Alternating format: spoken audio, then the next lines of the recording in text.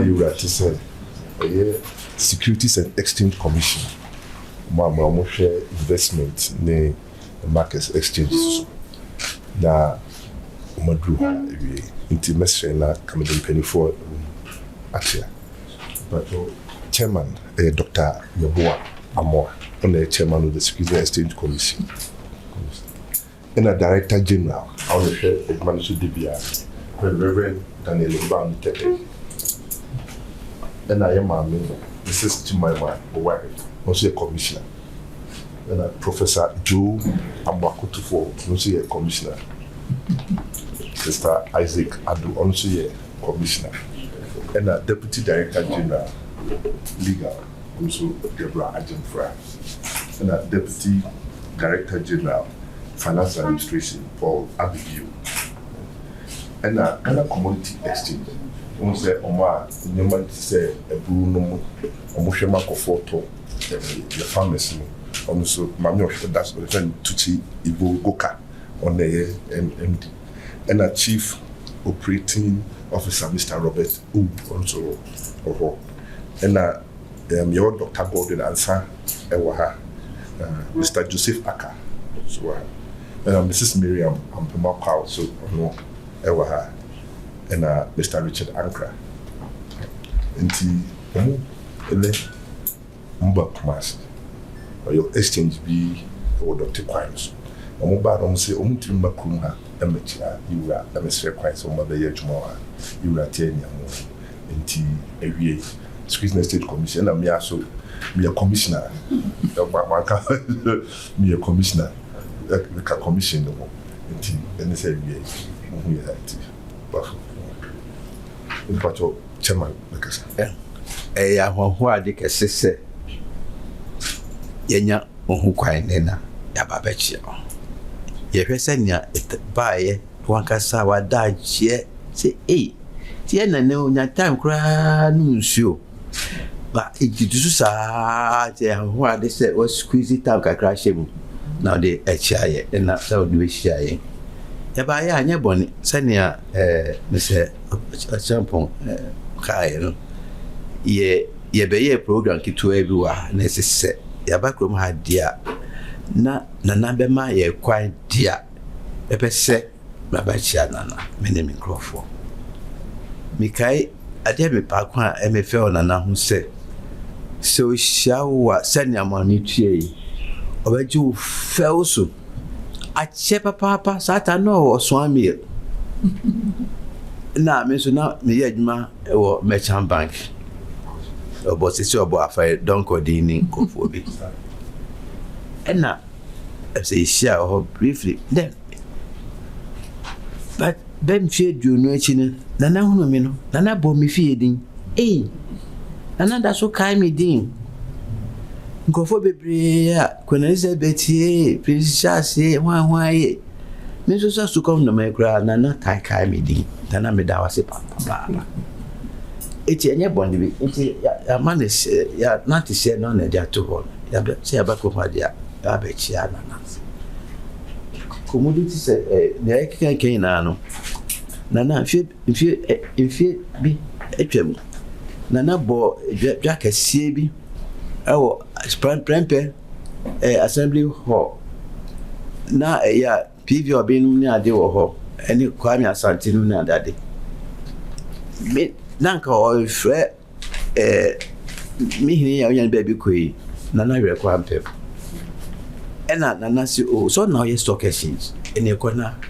Go see my name where Namon until Nana never came, Nana more than that. Stock market, commodity investors, Nana Sankasa, so with the Kakra Naname, the phone OTIIF. Fund cry my money cry so yen stock exchange maybe till that was it. Yeah, even say shut at jail.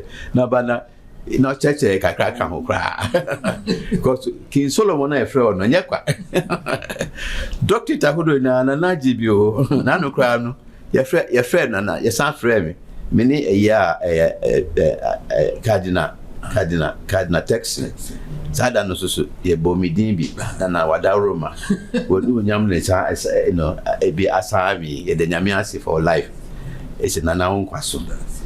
Thank you very much, Your Royal Majesty. So the securities industry in Ghana has seen a lot of growth over the past 10 years. We've seen the Ghana Commodities Exchange launched.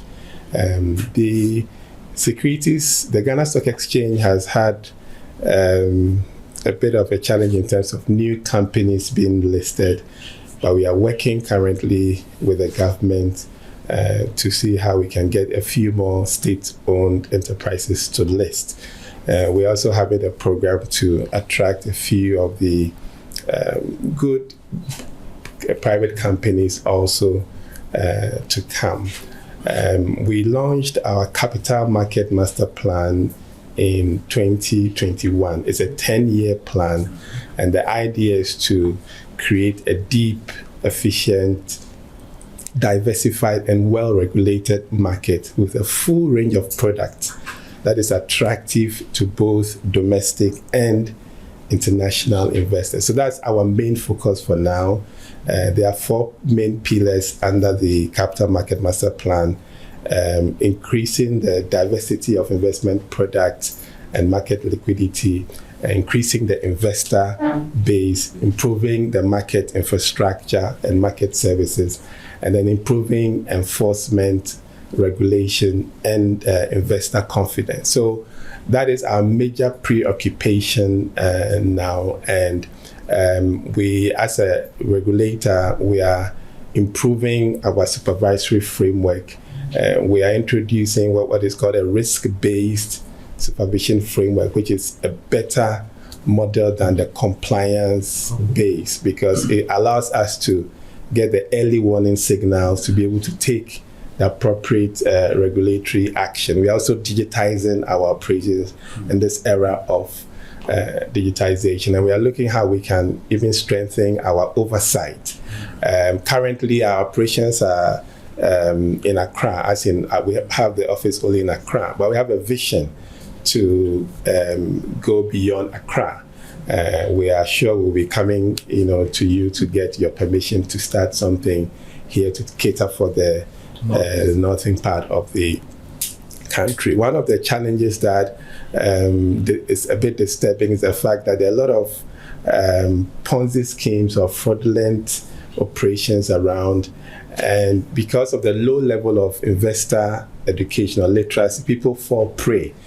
And so we are working hard on improving financial literacy, and we'd like to encourage people to ask questions rather than just follow all those attractive, enticing offerings that people bring. And our doors are open. People can reach us at the SEC to confirm whether operators are duly licensed. But our commitment is to make sure that we develop a deep market so that Ghana will benefit, companies can mobilize capital, individuals and families can invest, because investing is one of the critical means of stimulating economic growth.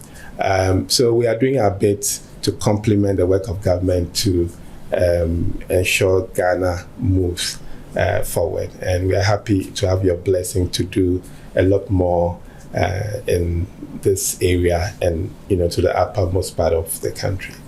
Thank you, Your Royal.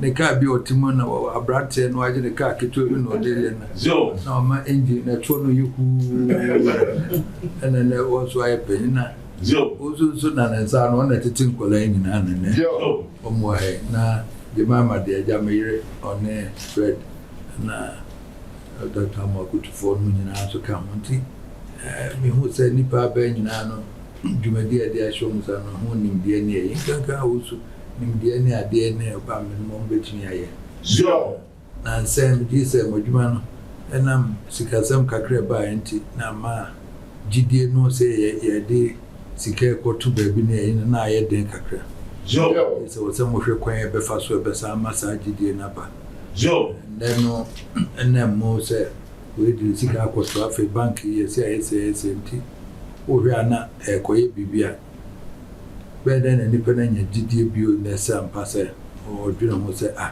ɛnka mede biribi to baabi na mede atoɔ sɛ afebɔ aba adwumafo sɛ no kɔ ana adwuma nso kɔ stock exchange wɔnya bi ne ɛyi na bank nso nya ɛno na mede sɛ mbɛhwɛ wɔ sɛ kwan bɛɛ na ɛbɛfa so ɛbɛtumi ɛsɛ ayɛ ama saa gidie na ba ama nipa kyerɛ de kɔ yɛka nyinaa no yɛhwɛ sɛ sika no bɛba ma obi company bi nso kɔɛ wɔ pɛbosi ano wɔnya bi de yɛ Ghana bi nso sɛ nipa de hyɛ dɛm ɛma ti no nso kwan bɛɛ na ɛbɛfa so gidie no baa na ɛba ti di sɛ wobɛhwɛ kakra na osu nimdeɛ no hyɛ okyim daraada ɔgamma nkɔlaa nyinaa so anya sɛ nimdeɛ no bi na de na ɔnso de wa na atete no nti na waka mu nyinaa mo ka bom na yɛyɛ amana yie sɛ ha no yɛyie a private sector development so bɛyɛ sɛ ɛbɛtumi attract scan investments amana ba na no so atumi atɛn no nti sɛ bɛkɔ akɔgyina aban ko ara so